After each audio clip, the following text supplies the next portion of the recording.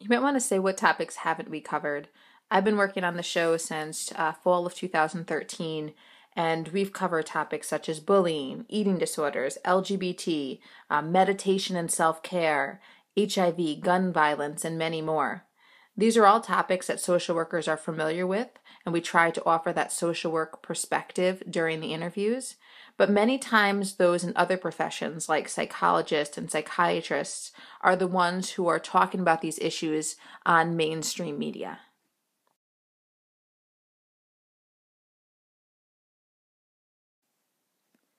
The public is the client, and that is the view we need to take as social workers to be more media savvy. We need to be the media and engage the media. In the Media Savvy social work course that we have at the university, many of the MSW and BSW students stated that they were fearful that they didn't know enough about the topic if they were going to be interviewed. If they wanted to be the interviewer, they were fearful that they didn't have the skills to know how to interview a person, how to come up with questions and keep that conversation going. So those were some of the fears for why they wanted to stay away from the media. Some were just afraid to do public speaking. They're afraid of performing because that's really what it is when you're on the radio, because there is no body language that people can view. There's no visual cues. It's really just you speaking to a guest or to a host about a certain topic, and you have to be able to engage the audience. And that's some things that some students were a little fearful of. Do I have these skills to go out there and do this? There's a different set of skills to be an interviewer versus an interviewee, and that's what we talk a little bit about in the course, finding comfort in each of those roles. But when you're a professional and you're doing this, you can really choose what role you want to take. I personally like being the interviewer. I like coming up with questions and engaging a guest, whereas some people prefer being the interviewee, where they really can talk about these topics that they're passionate about and reach that larger audience.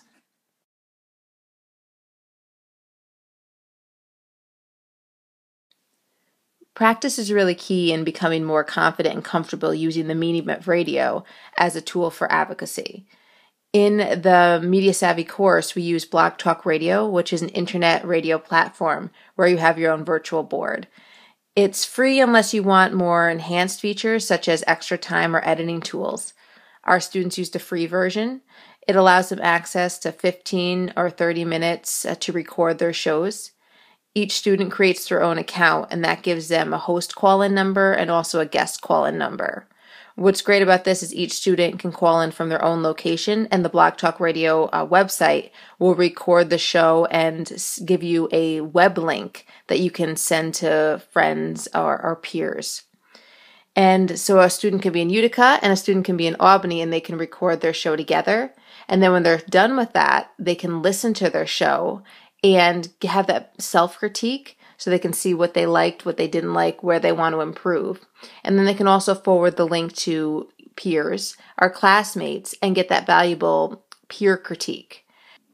You can't read a book about media or radio and say, oh, now that I've read this book, I am media savvy, I know what I'm doing. You really need to practice. It's a skill. It's not just something that you learn for content. It's a skill. You have to become comfortable, confident, and learn how to effectively communicate your topic to an audience.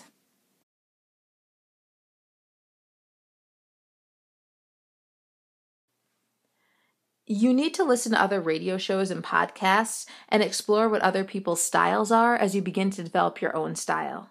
You want to let your personality show and be genuine about your own style. It's really simple these days to have your own podcast, but that does not mean people will want to listen. You have to be informative and have substance and also be entertaining.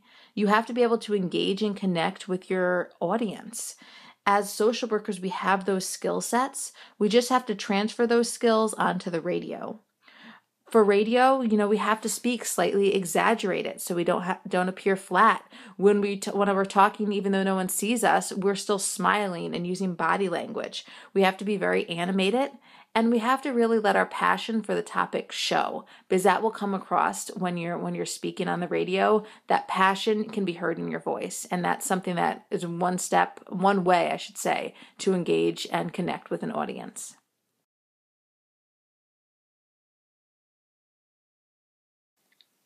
You can have a great show, but you have to know how to share it in order for others to hear it.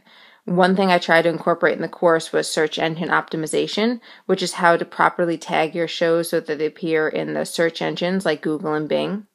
Social media is another tool that should not be overlooked.